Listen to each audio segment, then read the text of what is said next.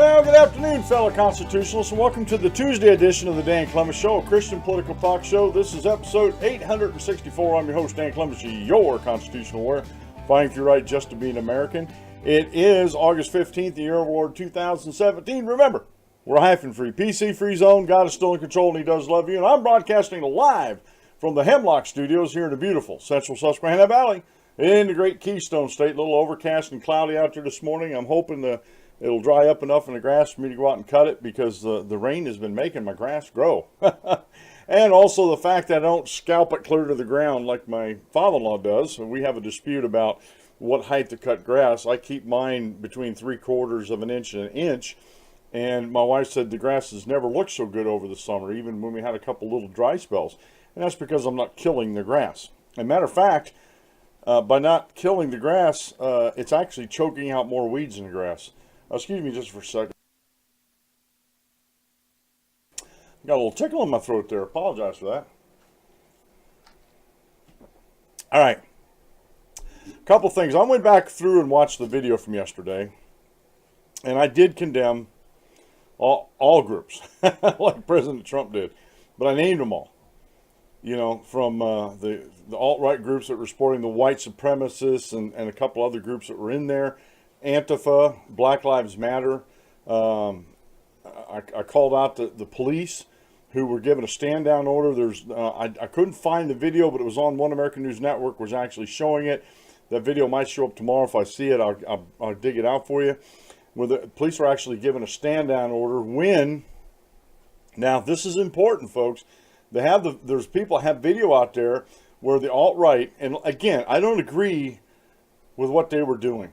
You know, they're allowed to protest, and I'll support them in their protest and their freedom of speech all day long. Their freedom to assemble. But I just don't agree with their ideology, as it were. The white supremacists and all those groups that are part of that, and the speakers that were there. And I've been finding out more and more that some of these groups were, some, not all, I'd say most groups, the majority of them, let's say, were, you know, had very extreme views and on Unite the Right. So I may have misspoke there about that, but I couldn't find anything right away about it, and things have been trickling out. They didn't have I didn't see a Facebook page, no website or anything like that. And usually folks who set up these type of organizations actually have those things set up so people can see what's going on. But Unite the Right didn't, as far as I know. They didn't have a web presence. But if you look in some of the videos that are being shown on One American News Network, and I imagine elsewhere, and this is all going to come out as people look over what they have on their cell phones and cameras that they're taking videos of. The police were given a stand-down order when Black Lives Matter and Antifa refused to stay. They had them sort of like cordoned off, refused to stay back away from them, and were starting to advance on the Unite the Right rally. And to me, I mean, it's not clear yet because I don't have enough evidence. I just saw that on the news. I haven't actually tried to find the whole video yet, or I was looking for it, couldn't find it. And like I said, most of it's going to come out over the days and weeks afterwards. But it seemed awful strange to me that the groups that were actually causing the trouble to begin with were the ones that were they're against freedom of speech. Antifa and Black Lives Matter are definitely against freedom of speech. They really are. Now, the white supremacists that were there, they're against certain people's freedom of speech. And that has a lot to do with your skin color or your ethnicity. Okay? So it was a mess in Charlottesville, folks. It really was. And I wasn't trying to be insensitive yesterday when I titled the show about freedom of speech died in Charlottesville, because that's exactly what's happened. And I have a good article here that I was meaning to read a while ago from Imprimis. I get this publication called Imprimis, and it's from Hillsdale College. And you can actually go online to hillsdalecollege.com, and that's HILLSDALE college.com, and you can ask for this and they'll give it to you for free. And you can also go online and actually download the PDF, although a lot of times the PDF or the Word documents, they're in 3 parts because these are long articles in here. But well worth the money because you don't pay nothing for it. But I highly recommend Imprimis. I try to read each issue that comes out. I'm behind a couple of them, and the one I just caught up on actually dovetails into what we're talking about today. And basically, that is The Left's War on Free Speech by Kimberly Strassel. As a matter of fact, her book is on Amazon. It just came out. And I like buying the hardcovers over the paperback if I can get them. And the hardcover is only a few dollars more than the paperback. So I went ahead and just got the hardcover. And I have a stack of books that I'm slowly starting to get through and read. And I've emailed some authors in the past, haven't heard any responses yet. Haven't heard any response on Twitter. My direct message to Faith Goldie, although she did put a video out, Faith Goldie, Charlottesville, in my own words, and that was over at Rebel Media. I have a link to that. I'm not going to show that video. I want you to go over to Rebel Media and actually watch that. And she basically summed up a lot I was going to ask her about in that. So, but anyway. So those just a couple of clarifications that I have. I have an article here, BizPack Review, I'm going to share with you.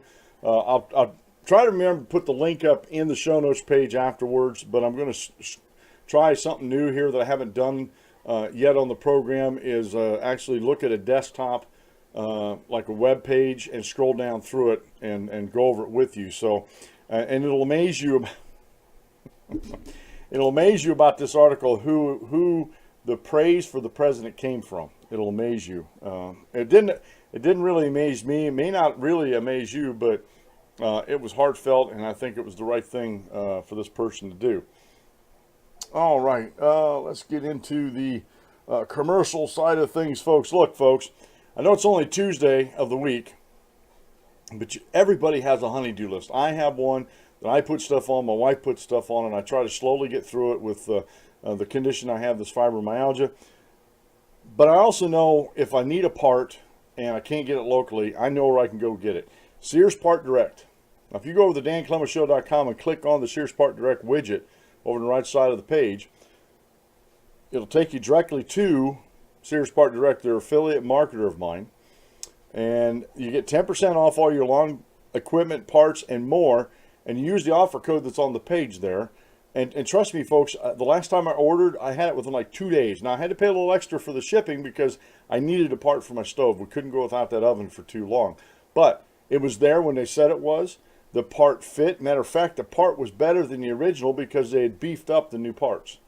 So, folks, if you want to get through that honey-do list and you know it's coming up for the weekend, get your parts ordered now so you can have them in so you can fix whatever it is you need to fix, outdoor power equipment or an appliance if you're that type that can fix those things, and make your honey happy. And that way you can get on to bigger and better things like sitting back in the Chase Lounge or doing whatever you want. Crossword puzzles, reading, golfing, camping, swimming, whatever, right? All right, today's daily Bible reading comes from the book of Romans, chapter 15, verses 1 through 4. And I actually chose this one because of what's going on and what we're going to talk about in the show today. We then who are strong ought to bear with the scruples of the weak and not to please ourselves. Let each of us please his neighbor for his good, leading to edification. Okay, and that's very important. I want to stop the reading here. We need to please our neighbors for their good. Okay, what does that mean? Please them for their good. Well, that means that we need to do things for them that'll lead to edification. Maybe it's something, whatever it might be. It may not be what the neighbor wants, but it's what the neighbor needs as far as the gospel and you showing your Christian charity, the whole 9 yards. Okay.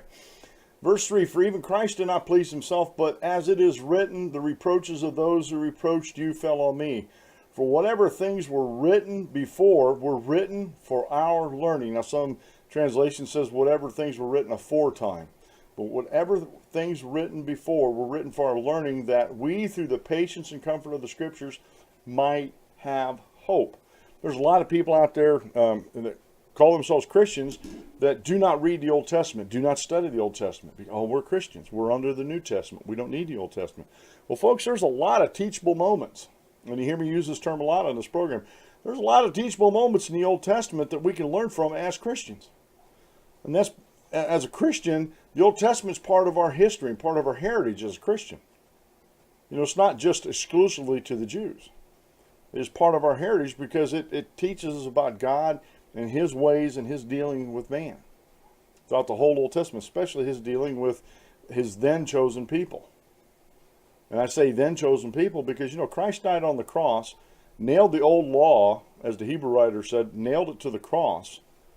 And we're under the Christian dispensation now. And the Jews are no longer God's chosen people anymore. It's Christians. It's those who obey God, obey Jesus Christ and his word, and are baptized in Jesus Christ for their sins. Those are his chosen people now. And the choosing is totally voluntary on our part. When you were a Jew in Israel in the Old Testament, you were born into that. And we technically are born into Christianity, but not physically. Spiritually through water, through the baptismal waters, we're born as a Christian. But we need never forget our history. Never, ever, ever. And that's what's happening in the United States today. Is I'm going to switch gears from the spiritual world and go over to the secular world. We're forgetting our history. We don't want to remember our history. At least there's some certain sectors, and I believe they're fringe, honestly. But they have the ear of the lamestream media, and they have the ear of academia and a lot of politicians out there.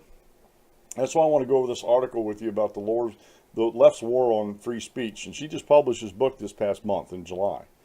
And so this is an excerpt of a speech she gave about it. It's really good. Today's quote meal comes from John R.W. Stott. The gospel is good news of mercy to the undeserving. The symbol of the religion of Jesus is the cross, not scales. It's the cross, not scales. I like that. I like that. And today's fairly short. I say fairly short because when you get over to Apologetics Press, and if you run the references and go through the references, it gets kind of long, but it's a good article over there. Tampering with the Chief Engineer's Design. And this is by Jeff Miller, PhD, over at apologeticspress.org, and he has a really good article on that about evolutionists think we can improve on God's design. And it's, like I said, it's a good article. I'd encourage you to go over and read that. Like I encourage you to go and read that article yesterday about, I'm a white man, hear me out. It was I thought it was a very well done article, and it's something that's worth looking into. Now, I want to show a video, and this is something that just happened overnight. Protesters tear down Confederate statue outside a North Carolina courtroom. And I'm not going to comment on it till afterwards, but I want you to see this. I want you to see this video, and then I want to make some comments on that.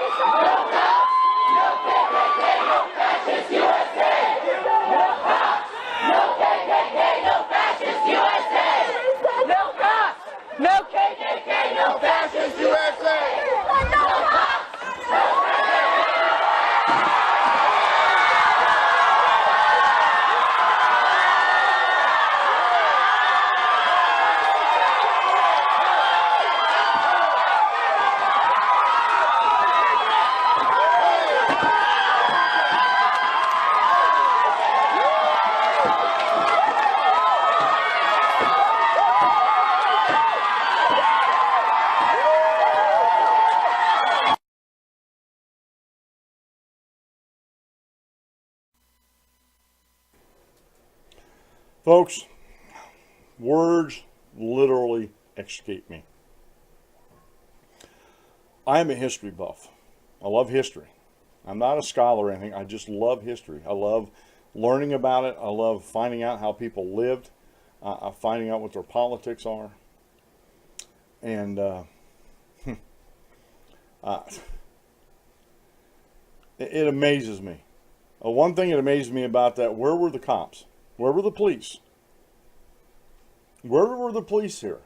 I didn't see any. Didn't see any there. And these folks, and they got videos of them, and this is how ignorant these folks really are. These Antifa, Black Lives Matters, these folks that think they're being righteous by disappearing our history, good or bad, right? By disappearing our history. And they got photos of them. They got videos of them, so they'll be able to track them down. I hope they do, because you know what? This is public property, and they're destroying public property. Taxpayer dollars, maybe. I don't know. I don't know about all these monuments. Some monuments are actually put up and maintained by private organizations. Some are put up by the city and use taxpayer dollars to do so. I don't know.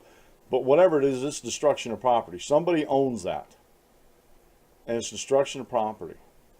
And the other thing is, when you disappear history like these folks are trying to do, they were trying to do this down in Charlottesville, although to the credit of the cities, which I still don't agree with them pulling down these monuments because people could use them as teachable moments.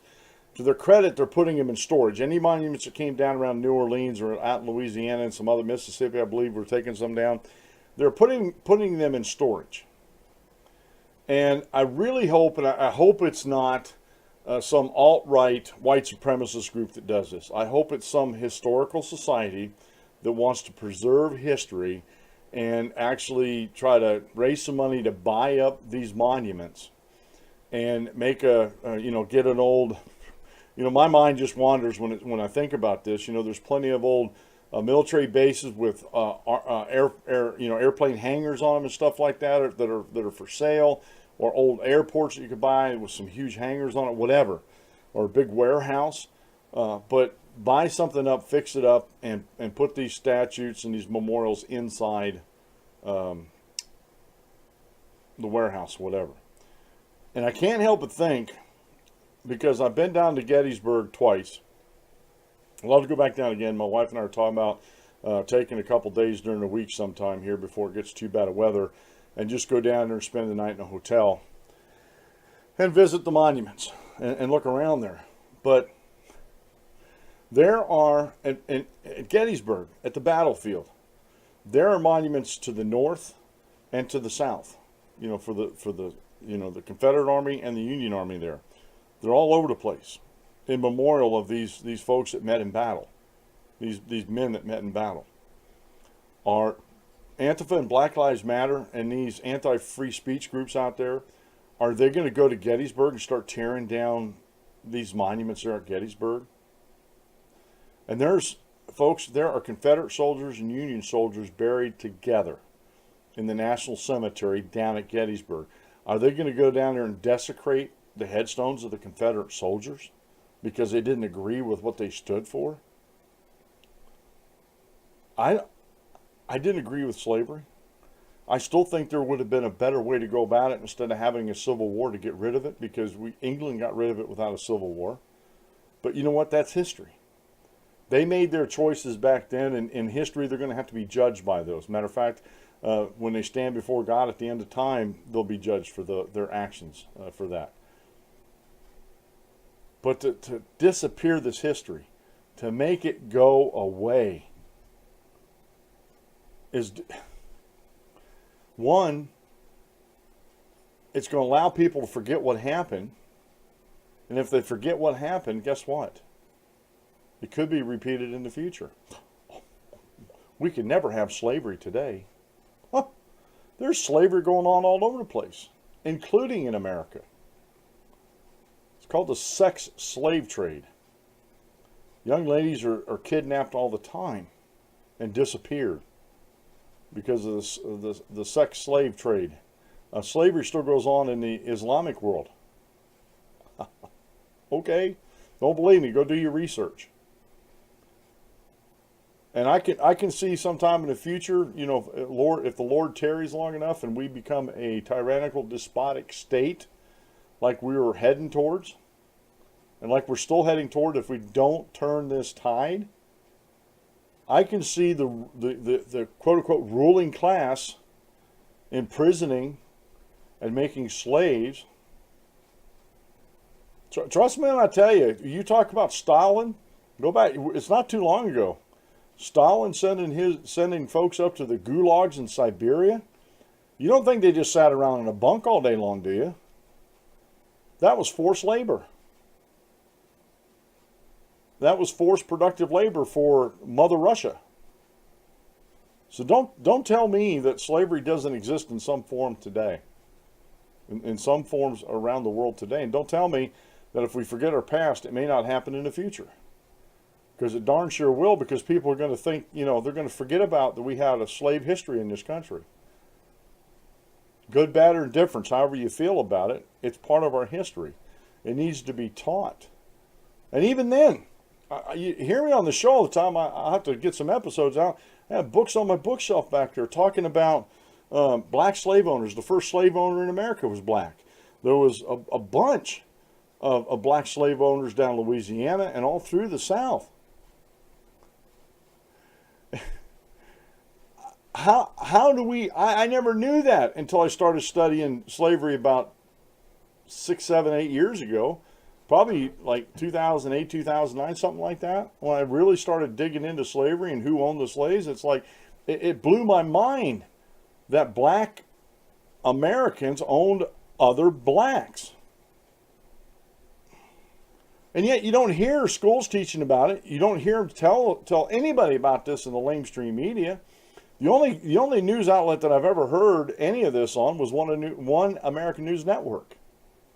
They have these little, in between their segments of their newscasts and stuff, they have these little historical blurbs and sometimes commercials. And they had one of them once before. And I'm like, Dinesh D'Souza's Hillary America. Go look at that. Go look at the documentary Hillary's America. He has scholars, historical scholars in there that tell the true history. The true history of America. That folks like Black Lives Matter don't want to hear about. I know I'm going off a little bit of a tangent here, but these folks that tore down this statute, why? Because they think it's a symbol of hate? Are they too lazy to use it as a teachable moment to stand in front of it and saying, we denounce what this person in this statute stands for? And spread that word? No, man. No, we can't do that. There was according to this article by Russia Today, it was posted this morning, around 100 protesters in Durham, North Carolina have toppled the Civil War memorial statue honoring Confederate soldiers.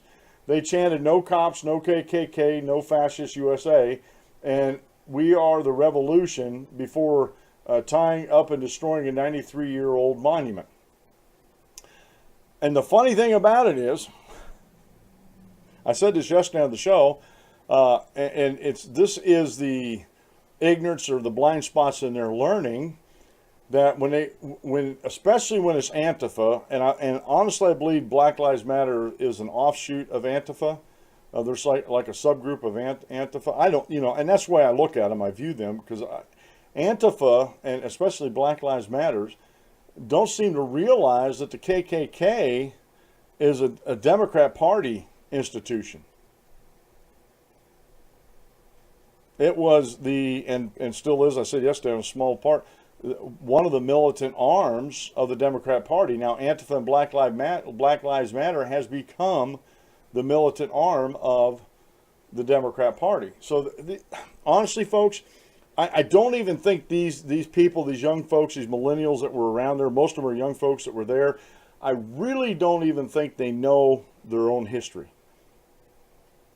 And again, if they did, there'd be a whole different story and a whole different debate going on out there. But our millennials today, and thank God I graduated high school before the Department of Education really got into full swing under Jimmy Carter, we were taught, for the most part, still, there was gaps in our learning and our history. I wish they'd have told us about black slave owners back when I was going through school.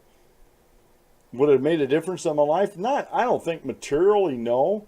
but just having that knowledge, and instead of having that knowledge gap from 1980 up till 2008, 2009, or 10, that was a knowledge gap for me. And maybe I should have took steps to correct that, but at the time that wasn't on my radar. Now it is, and there's a lot of gaps in my knowledge that I wasn't taught in school. However, and I'm not blaming the school. I'm not blaming the school. I thank Mr. Taylor when he was teaching over at Riverdale High School, history teacher. Before I got in his class, you get these teachers that once in a lifetime teachers that you get, and I had a couple of them. But Mr. Taylor, when it came to history, brought history to life, and he really loved it to the point when they took their summer. Him and his wife were history teachers. She taught at a different school. When they took their summer vacations, they went to historical sites, and he used to take pictures and make them into slideshows. The old carousels had oodles of those. And I bet you he kind of wishes now that he had the technology he has today. Back then, it had been a lot easier for him. But he brought history to life, and he made it interesting for me. And so I got to thank Mr. Taylor for doing that for me. Mr. Celebrezzi was another one, and he was more government. I used to work a couple summers for him, helping him put sidewalks in and do some other work around his house right outside of Mount Blanchard. And we talked politics a lot. And matter of fact, he had an uncle that was on the Ohio Supreme Court. His last name is Celebrezzi. So I have several teachers in my life that really opened up my eyes to different things. And it saddens me that these folks don't care to look at the history. Don't care to look at the history of what's going on. Now, like, as I said yesterday, and I've said this for quite a while now, the Civil War was fought for two reasons. One, it was fought to get rid of slavery. That was absolutely part of it. Some people deny that, but that was absolutely part of it. But the other part of it was states' rights, or states' power, and the federal government exercising, I believe, unconstitutional power in forcing the states to do something. Now, there could be an argument made, and I sort of go to this side, that yes, slavery was bad, and it denied people their freedoms. I don't care what their skin color, ethnicity, it denied, especially blacks, their freedoms, even though blacks were slave owners too. And that needed to be addressed, you know. And so was a war the best way to do it? I don't think so, but that's what they did. But never forget, it was twofold. It was slavery and states' power, states' rights. And there's too many people today that think the federal government is supreme in everything it does. What's the federal government? It's above the states. That's not right. That's not constitutionally right, and that's not historically right. The people have always come before governments. The people created the colonies and the states, or actually the crown, England, created the colonies. But when we revolted and had a revolution and won our independence, the people created the states. They turned the colonies into states and had their own delegates and their own, legislatures and everything in each of the states. And then the states got together and created the federal government. That's history. That's absolute fact that you can research, you can know it, and you can understand it. But too many of these millennials today don't understand that. Too many Democrats don't understand that. Too many anti-freedom folks in the country don't understand our history. They don't want to go back into our history and actually learn and read and find out exactly what's going on. So enough about the Civil War and everything, okay? I want to get into this article, but let me just point out some other ones I have in here. Huffington Post has an article here about a controversial Trump aide, Kathleen Gorka, help end funding for group to fight white supremacy. And that'll be in the show notes page. I didn't get it up before today because I was doing some heavy reading before the show. My question when I posted this out on Facebook and Twitter and Gab, is it a proper role of the federal government to use taxpayer dollars to support these groups to fight a political ideology? Whether it's right or wrong, you have to realize that white supremacy is a political ideology. Is it right and proper for the federal government to give money? Now, this money that was going to be given to this group, and you go read the article on there, was approved by the Obama Justice Department, but it wasn't passed out yet. It was right at the end of his presidency, and it was never given out. And when the new administration came in and they got everything settled out, this Kathleen Gorka saw that and saw that wasn't I'm assuming this is why, but I was reading through the article and you can't really tell with the Huffington Post, but was looking at that and saying, we really shouldn't be involved in this, and they're right. There should be no taxpayer dollars going to Antifa, to Black Lives Matter, to white supremacists, anybody.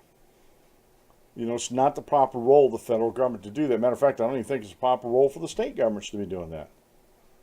And so there's that article over there. There's a good article in there by Pat Buchanan. If we erase our history, who are we? And I didn't get to read this whole thing. It's over at vdare.com. I got the link up there. But Pat Buchanan does a really good job of explaining things. He's a good teacher. And so I'm looking forward to reading that after the show. Like I said, I was really involved in the other stuff here. Again, Faith Goldie, Charlottesville, in my own words. And she was down there. And she was standing right there on the sidewalk with her camera pointed to the street when that silver Dodge Charger rammed into the cars. And so she was right there in the thick of things. And even then, after that happened, it still took police a while to get there because they were not, the police were not where they were supposed to be as far as I'm concerned. They weren't patrolling the crowds. They weren't trying to, and different cities do different things different ways. But, it took a while for emergency responders to get there. There was 19 people injured. It was a whole mess. It was a whole mess down there. And again, if you go watch episode 463, and you'll see my condemnation of the mayor of Charlottesville, the city manager of Charlottesville, and Terry McAuliffe, the governor of Virginia, and how the things they did led to Charlottesville. Of course, there's two different links. The video I showed you actually is from CBS WREG News Channel 3, and that's down in this other article from Russia Today. That's the same video they used. I just got a cleaner shot without the RT on there, Russia Today on it. But that video, like I said, it makes me sad as a history buff. Honestly, it made me sad, like when Saddam Hussein was deposed and killed and everything, and they tore down his statues. Again, teachable moments. I can't even empathize with those folks living under a dictator like Saddam Hussein, and I can see their anger and wanting to get rid of anything that mentions him. But don't forget your history. Don't forget your history. I'm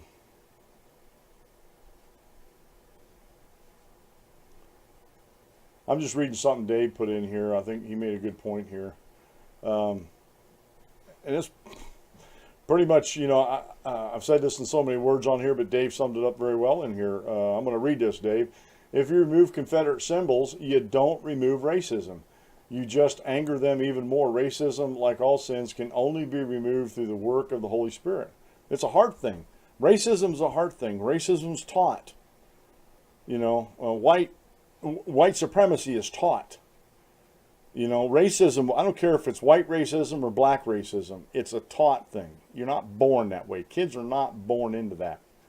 This is something we're taught. And the thing is, if you're taught that, you can be taught different. And you can be taught better. There's a lot of things I was taught growing up that I thought was okay to do and live my life by, but I found better. I found better in Jesus Christ. And I changed my life. But the thing is, I don't go back in my life and remove everything out of my history of my life. First off, I can't.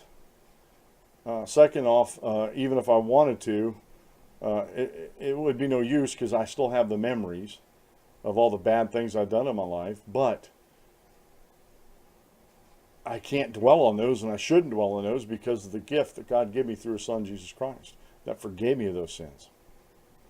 That's very, very important. Thanks, Dave, for that little message right there. Now, I want to get into this article, The Left's War on Free Speech. I thought so much of this article when I read through it. I actually went out. It was only $16. I did get the book. I do want to read through this and maybe try. If I get through the book, I want to try to get an interview with Miss Strassel.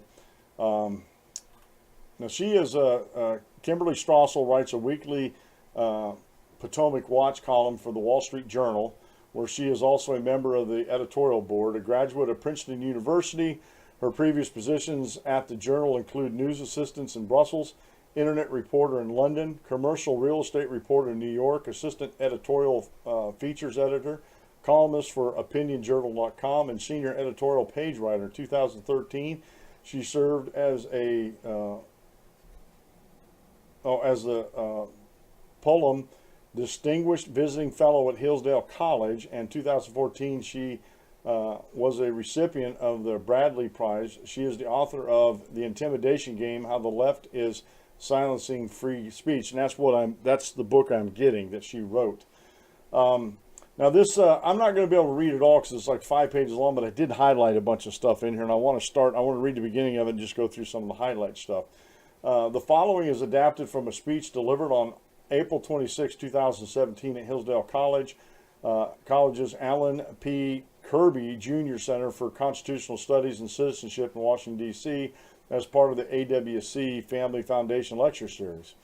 And I thought this first part was really good. Something she's a mother, and she says, I like to introduce the topic of free speech with an anecdote about my children. I have 3 kids, ages 12, 9, and 5. They're your average normal kids, which means they live to annoy the heck out of each other. Last fall, sitting around the dinner table, the 12-year-old was doing a particularly good job at this with his youngest sister. She finally grew so frustrated that she said, Oliver, you need to stop talking forever. I can imagine that, right? This inspired a volley of protest about free speech rights and ended with them yelling, shut up at each other. Despite desperate to stop the fighting and restore order, I asked each one of them in turn to tell me what they thought free speech meant. Good mother there. The 12-year-old went first. A serious and academic child, he gave a textbook definition that included Congress shall make no law, an invocation to James Madison, a tutorial of the Bill of Rights, and warnings about certain exceptions for public safety and libel. I was happy to know that the private school fees were yielding something. The 9-year-old went next. A rebel, convinced that everyone ignores her, she said that she had no idea what public safety or libel were, but that it doesn't matter because free speech means there should never be any restraints on anything that anybody says, anytime, anywhere. She added that we could all start by listening more to what she says. Then it was the 5-year-old's turn. You could tell she'd been thinking hard about her answer. She fixed both her brother and sister with a furious stare and said, free speech is that you can say what you want as long as I like it. It was at this moment I had one of those sudden insights as a parent. I realized that my oldest was a constitutional conservative, my middle child was a libertarian, and my youngest was a socialist with totalitarian tendencies. Hopefully she'll grow out of it, right, folks? So she gives that as an example, and she goes on to say, with that introduction, my main point today is that we've experienced over the past 8 years a profound shift in our political culture, a shift that has resulted in a significant portion of our body politic holding a 5-year-old's view of free speech. What makes this shift notable is that unlike most changes in politics, you can trace it back to one day, January 21st, 2010, the day the Supreme Court issued the Citizens United ruling and restored free speech rights to millions of Americans. Now, Citizens United was one of those things where McCain-Feingold, I'll just read this next paragraph here so you get an understanding of what all this was.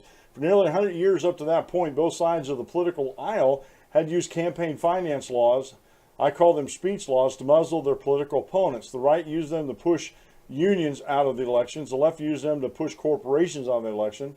These speech laws kept building and building until we got the Mac Daddy of them all, McCain-Feingold. It was at this point the Supreme Court said enough. A 5-judge majority ruled that Congress had gone way too far in violating the Constitution's free speech protections. Now, Citizens United was a case against McCain-Feingold, and restored corporate spending on ads and everything like that. So go read that. I'm not going to get into the history of Citizens United, but go look that up. Go DuckDuckGo that. If you don't know what DuckDuckGo is, go look it up. Go. If you got Google, you're going to have to Google it. But I use DuckDuckGo as my search engine because it doesn't track me. It doesn't track me at all, and it's a really good search engine. So I highly recommend it. So go DuckDuckGo Citizens United. Now, I'm skipping through the reading, editorial prerogative on my part. In the weeks following the Citizens United ruling, the left settled on a new strategy. If it could no longer use speech laws against the opposition, and in Citizens United, Supreme Court said spending money on ads is free speech. It is speech. Now, the left is still up in arms about that, but they do the same things. They're just using different folks to fund it, folks that they agree with to fund it, but it's the same thing. And so that's what the Supreme Court came down, and I think they rightly adjudicated that and said that, spending money on ads, on PACs and stuff like that is free speech. It could no longer use speech laws against its opponents. It would do the next best thing. It would threaten, harass, and intimidate its opponents out of participation. It would send a message: conservatives choosing to exercise their constitutional rights will pay a political and personal price. And this was a concerted, calculated effort by the anti-freedom folks that live in the Democrat Party. Okay? One tactic is the unleashing of federal and state bureaucracies on political opponents. Now, I'm not going to get into the history of all this, but you remember what happened with Lois Lerner and the IRS, and there was some 400 nonprofit conservative groups that were stalled right on up through the 2012 elections. They didn't get their status until afterwards, so they couldn't fundraise or anything like that until after the 2012 election. And this was the IRS doing that. Hopefully you guys remember that. Hopefully our memories aren't that short. Another intimidation tactic is for prosecutors to abuse their awesome power in order to hound and frighten political opponents. Now, I remember this case also. She jogged my memory on some of these. I'd forgotten about it, but it jogged my memory. The most terrifying example of this was the John Doe probe in Wisconsin. Democrat prosecutors in Milwaukee launched a bogus crime campaign finance investigation into some 30 conservative groups that supported the public sector union reforms championed by Governor Scott Walker. Wisconsin's John Doe law gave these prosecutors the right to conduct this investigation in secret and to subject their individual targets to gag orders. Prosecutors secretly looked through these individuals' financial records, bank accounts, and emails. And this was something I know in Wisconsin and higher courts have actually said that this was unconstitutional. Basically, they'd serve these search warrants, and in the search warrants were gag orders, and you couldn't talk about it. They wouldn't let you call your lawyer at the time, which is totally unconstitutional. But these prosecutors, well, if you do this, you're going to face jail time. And people are scared. People don't want to face jail time. So these prosecutors are actually abusing their power in that.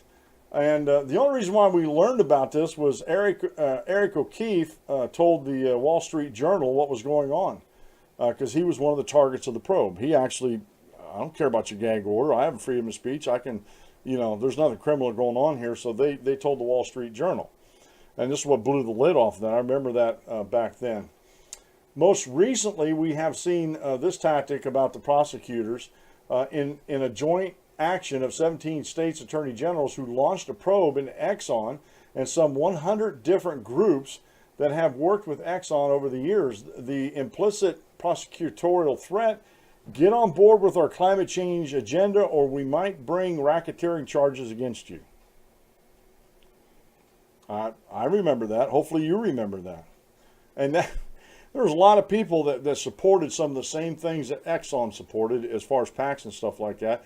But these attorney generals got hold of these, and we call it docking on the internet. They got the personal information, names, phone numbers, addresses of these people, and they could go out and harass them. All right, a third intimidation tactic is for activist groups to use blackmail against corporations and nonprofits in order to silence them. One subject of such attacks was the American Legislative Exchange Council, ALEC. We talked about them last week and how the left hates them. They're just corporate shills out there. A group that works to promote free market policies at the state level. As a nonprofit, it is largely funded by corporate donations because it's so successful. It has long been despised by left-wing activist groups. And basically what happened was they went after, these groups focused their efforts on ALAC in 2012 in the wake of the tragic shooting of 17-year-old Trayvon Martin in Florida. ALAC had played a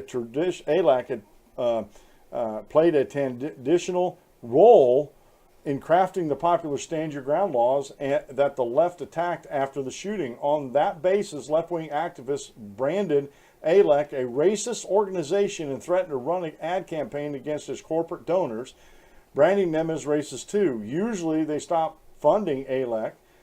In a coordinated action, Democrat U.S. Senator Dick Durbin sent letters to thousands of organizations across the country demanding to know if they supported ALEC and suggesting they'd get hauled in front of Congress if they did. ALEC lost nearly half of its donors in the space of a few months. We all seen this tactic employed against private individuals. One such person was Idaho businessman Frank Vandersloot, and I remember the story when this came out, who Barack Obama's re-election campaign singled out in 2012 following a Vandersloot donation to Mitt Romney. The campaign publicly branded him a disreputable person, painting a target on his back. Not long after that, Vandersloot was audited by the IRS and visited by other federal agencies. The power of the government to silence free speech. Totally unconstitutional, right? And this is happening in America, folks. This is why we can't forget these things. If you remember Proposition 8 out there, the traditional marriage proposition, folks were targeted. The supporters of that were actually targeted, and their addresses were outed as donors. And matter of fact, there's a group out there that put the addresses of Proposition 8 donors on a searchable map. They docked these folks. And you got these left-wing zealots out there, these anti-freedom zealots like Antifa and Black Lives Matter, that have no compunctions about going and targeting your house. And if you remember Brendan Ike, the founder of and CEO of Mozilla, same thing happened to him. He lost his job over supporting a conservative cause. And the left-wing echo chamber out there just is not having that. Disclosure laws. Used to be, it was illegal to disclose, like if I was donating something to a charity, it was illegal to disclose my name, my address, telephone number, whatever, to the public. But the government and law enforcement have been enforcing those disclosure laws, and the disclosure laws are basically, if you're a public figure like a congressman, that all has to be out in the open as far as, you can't hide behind stuff. Now, like Hillary Clinton has, and a lot of politicians have been hiding and not disclosing what they're doing and who they're doing it with, as far as speaking engagements and what they said and all this kind of stuff. And now it's turned around and they use that to disclose personal information of folks across the country. Now, again, if I want to get my personal information out, that's fine. But I don't think another group or even especially the government should be allowed to just put my personal information out for political reasons. That's wrong. That's wrong, and that's very silencing as far as free speech goes. There's a court case back in 1958, the NAACP versus Alabama, where this was a precedent set at the Supreme Court level. In that case, a unanimous Supreme Court ruled against Alabama Attorney General, who had demanded the list of the state's NAACP members. They shouldn't have. They should not get those donors or the members. The court held that some level of anonymity is sometimes required to protect the rights of free speech and free assembly. And this is how this intimidation game that they're playing is how they're stifling free speech. They couldn't win. They couldn't win it legally, and Rush Limbaugh's talked about this for years. In the marketplace of ideas, Their ideas don't work. They're rejected.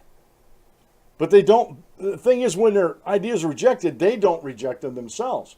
Well, we're smarter than you are. Our ideas have to be better than yours. So if you're not going to listen to them and you're just going to dismiss them because we can't make good arguments for our side of things, then we're just going to use intimidation to silence you. And that's what happened on YouTube, folks. That's what happened on YouTube. All this demonetization, all these anti-freedom folks that are on YouTube and Google and the social media sphere out there, they've used intimidations, trying to brand these corporations. If you support this video, and I know it's a group of videos, but if you support this DanClementShow.com, he says he's a Christian conservative, but you know what? He's just one of them white supremacists out there, even though that's not true. But they'll slander me by labeling me, using identity politics to label me something I'm not, and then scare off these corporate advertisers that could be supporting me and my family or other YouTubers out there, just because our ideas actually have traction and they actually make sense in the marketplace of ideas and theirs doesn't. So they want to use intimidation. I'm not going to use intimidation. I'm not going to stoop down to their level. I'll just keep trying to blow up their echo chamber, as it were, with more, better, well-founded, reasoned ideas. Okay? So what can be done? Real quick here, I only got about 7 minutes. What can be done? For starters, we need to be aware that this is happening and that it is not random. The intimidation game is very real. And you just go back, folks, and this all started under Obama. I'm sorry to have to put some of this onus on Obama, but it started under his administration. Okay? Awareness is key. We just got to be aware. First off, we've got to be aware of this going on. We can't hide our head in the sand.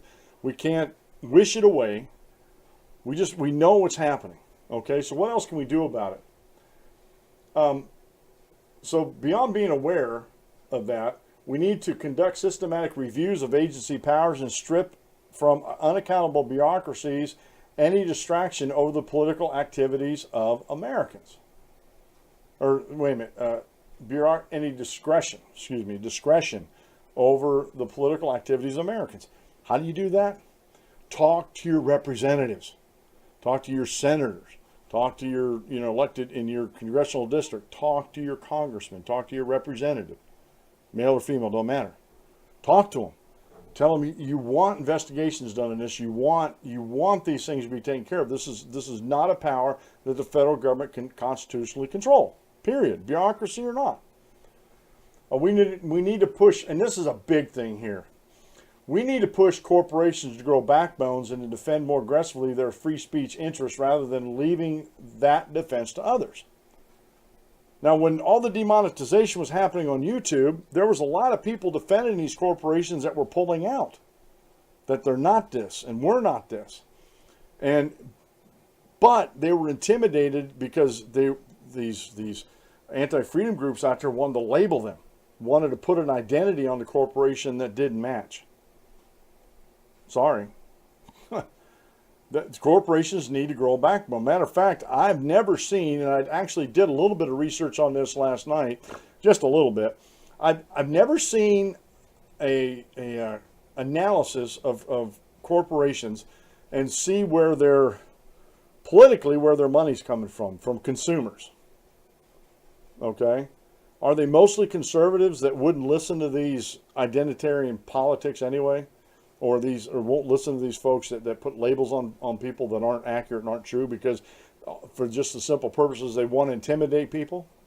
I would love to see corporations do some studies, get some studies up like that, some demographics as it were, and see if these anti-freedom folks really have a effect on their business, or they could appeal to, if let's say a corporation has a vast majority of conservative, center, the old paradigm center to right, leaning, reasonably thought people.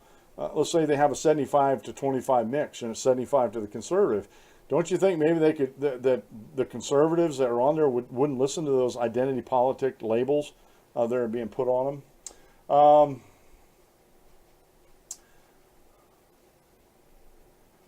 We need to force this disclosure issue. That we need to we need to get a hold of our representatives and really get some laws to strengthen up and protect individual citizens and donor lists and stuff like that from being disclosed, so the anti-freedom folks out there can intimidate them.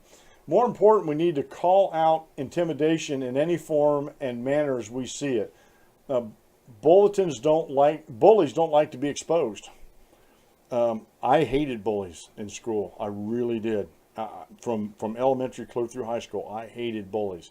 I hated someone picking on somebody that was weaker than them.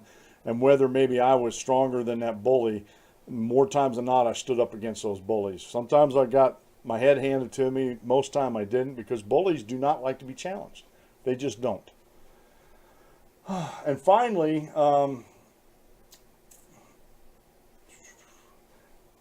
conservatives need to tamp down any impulse to practice such intimidations themselves. We should have enough confidence in our arguments to hear out our opponents instead of intimidating them. And this is where, again, I'm going to go back on the white supremacists there.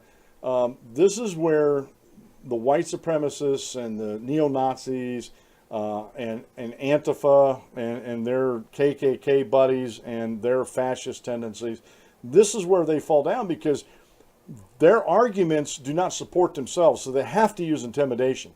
They have to use threats and intimidation to advance their agenda. Because when it comes into the light of day, again, I want you to stop thinking left-right paradigm. I want you to start thinking anti-freedom and freedom. I can't stress that enough, folks. If you're listening to this program on Blog Talk Radio or watching me on YouTube, you got to get out of that left-right paradigm. You got to get into, is it restricting people's freedoms, mine and everybody else's, or is it protecting them and helping us to advance our freedoms?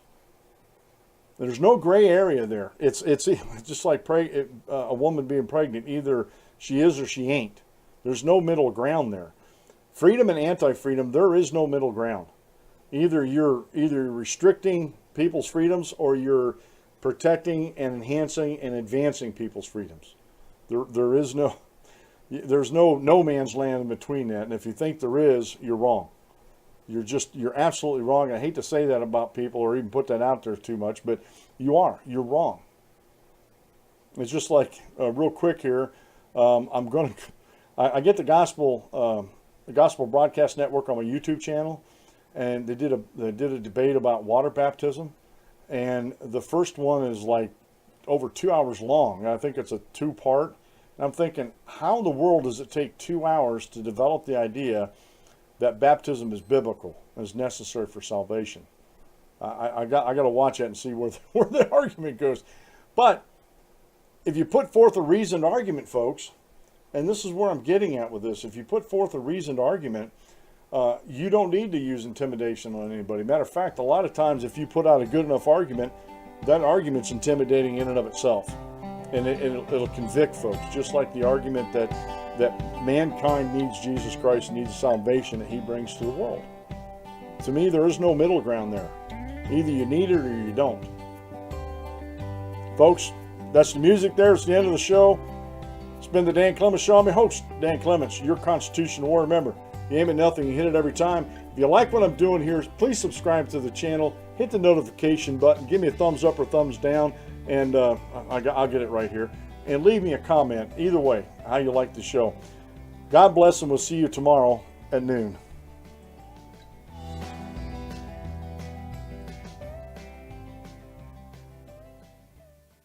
Thank you for using Blog Talk Radio.